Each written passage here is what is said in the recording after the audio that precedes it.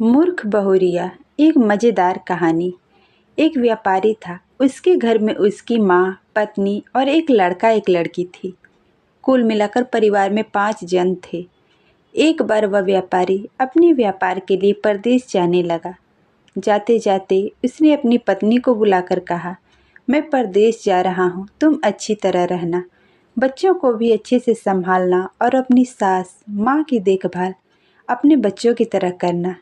याद रखना, माँ से कोई भी काम मत करवाना। बहू बोली, ठीक है, मैं आपकी बात समझ गई और मैं वैसा ही करूँगी जैसा आपने बोला है। आप निश्चित होकर आराम से जाइए। बहू ने अपने पति की बात को ध्यान में रखा। व्यापारी तो चला गया। बहू ने दूसरे ही दिन माँ जी से कह दिया, माँ जी, आपके बेटे मुझसे कह गए हैं कि माँ को अपने बच्चों की तरह संभालना और उनको कोई काम मत करने देना।